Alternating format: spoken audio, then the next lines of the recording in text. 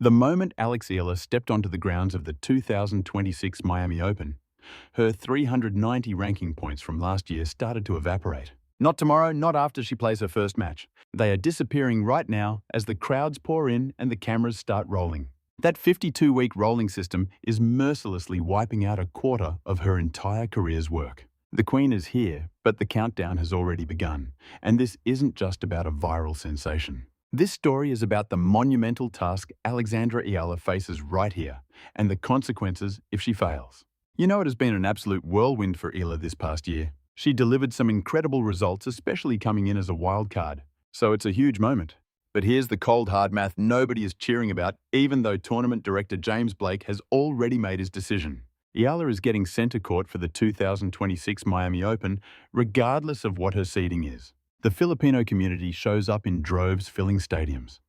Broadcasting numbers skyrocket when Eala plays and plummet the moment she's out. In Melbourne and Abu Dhabi, it was the same story. Fans were packed so tightly into secondary courts that the venues couldn't handle the sheer volume of people. Blake's solution for Miami was obvious. Put Eala on the biggest stage available for every single match she plays. But there is one number that James Blake can't fix with a court assignment, and that number is 390.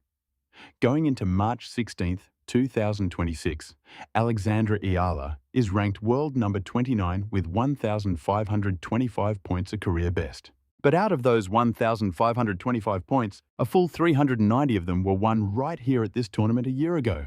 That accounts for nearly 25% of her total ranking. The second the 2026 Miami Open draw was released, those points officially went on the chopping block.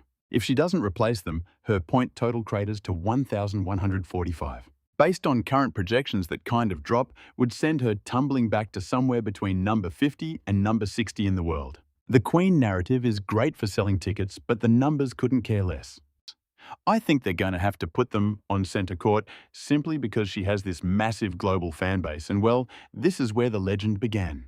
To truly grasp what's at stake here in Miami in 2026, you have to understand what happened in Miami back in 2025. Eala came into that tournament as a 19-year-old wildcard, ranked all the way down at number 140. She had no seeding, no safety net, and absolutely no realistic shot of making it past the first week. But what happened next was something no Filipino player had ever accomplished in the Open era.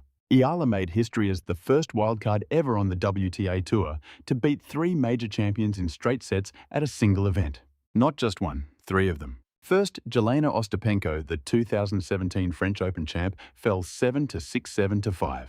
The energy from the Filipino fans in the stadium that day completely changed the entire feel of the tournament.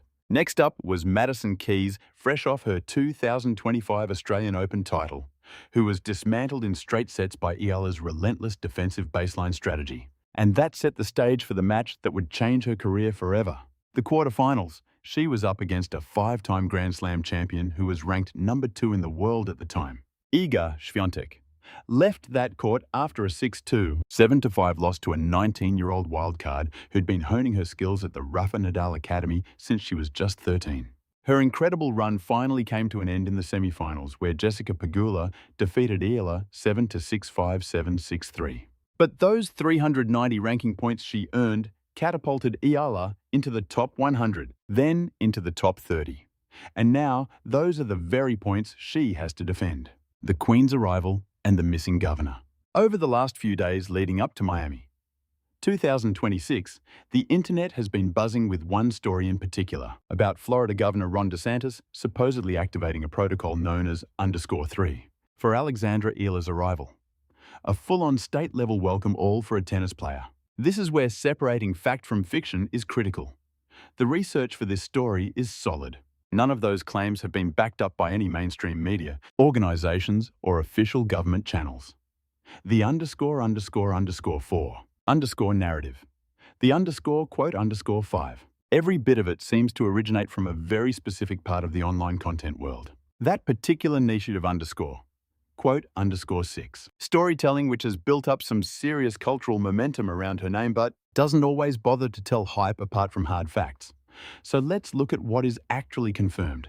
Eala is getting heightened security and increased media access, which is standard for a top-seeded player who helps sell tickets. What else is confirmed? We know for a fact that James Blake made the decision to put her on centre court.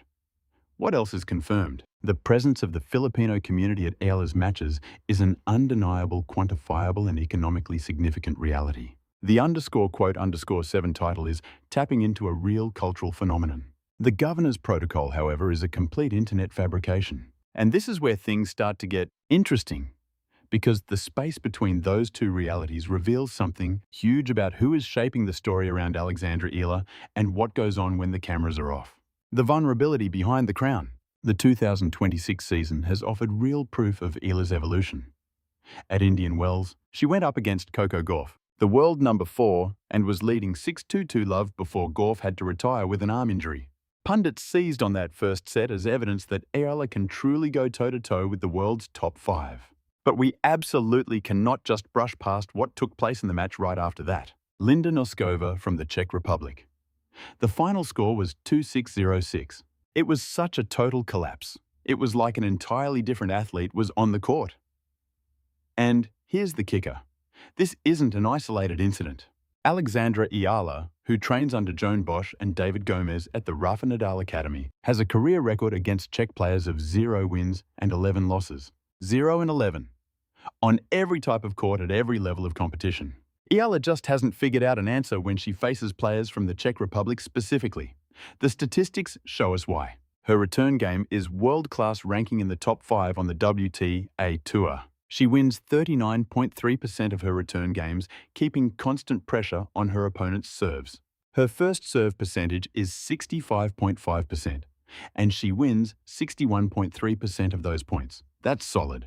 But the double faults are a problem 39 in 13 matches, which averages out to 3 per match. And she has only 10 aces in those same 13 matches. That's less than 1 per match. When you're playing Czech baseliners who send everything back and punish every single soft second serve, those stats turn into a major liability. The crowd can supply the energy, but the serve supplies the doubt. This rematch feels like it was engineered by the draw. And yet the 2026 Miami draw has quietly, almost intentionally created a showdown. Iga Swiatek is in Miami. With 5 Grand Slam titles, she's now ranked 3rd in the world, after Aryna Sabalenka won the 2026 Indian Wells tournament and kept her #1 ranking. Swiatek is projected to face Eala in the 3rd round. Not the quarterfinals, not the semifinals. Round 3. Back in 2025, Eala pulled off a stunning upset, beating her 6-2-7-5 in the quarterfinals. The revenge match storyline basically writes itself, but a clash in the 3rd round changes the entire calculation. Swiatek is coming in with a vengeance, having spent 12 months analysing that 6-2-7-5 loss. Eala arrives still searching for her form with 390 points already off her total and the ranking clock ticking loudly. Those tricky left-handed angles and that heavy topspin, paired with the aggressive early ball baseline game she honed at the Nadal Academy, that was the combination that beat Swiatek before. But whether those tactics will work against a player who's had a whole year to figure out a counterattack, that's the unanswered question hanging over Miami in 2026. In the meantime, João Fonseca, the other rising star, James Blake, pegged for stadium court priority, is sharing the main stage.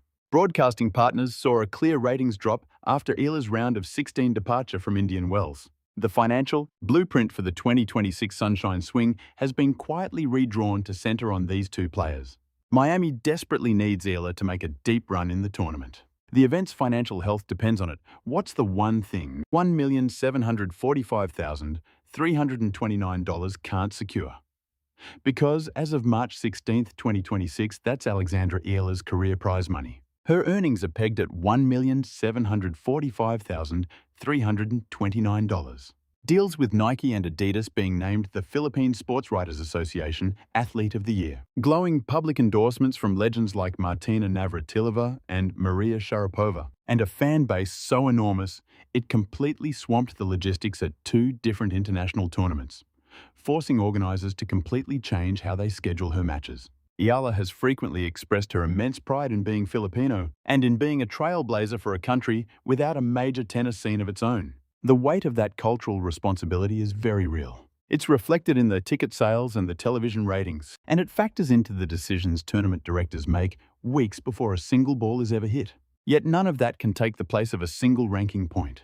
The 2026 Miami Open takes place from March 17th to March 29th, with Eala seeded at either number 31 or 32. Her first round bye is locked in. What isn't defending those 390 points? Also, not a sure thing. The Swiatek rematch going her way for a second time. And another thing that's not guaranteed, the very ranking position that makes this whole story a possibility to begin with. The clay season kicks off April 6th in Linz, Austria. The French Open is just around the corner, and a path to the top 20 is still mathematically possible. She's already secured her Olympic qualification as the top-ranked Filipino player. But first comes Miami's Hard Rock Stadium in March of 2026, where a quarter of her ranking points are at stake before the first serve is even tossed. The debate was never really about whether Alexandra Eala earned the hype, the crowds, the financial draw, or that legendary 2025 season. All of that is real, it's all on the record. The true question is something much tougher.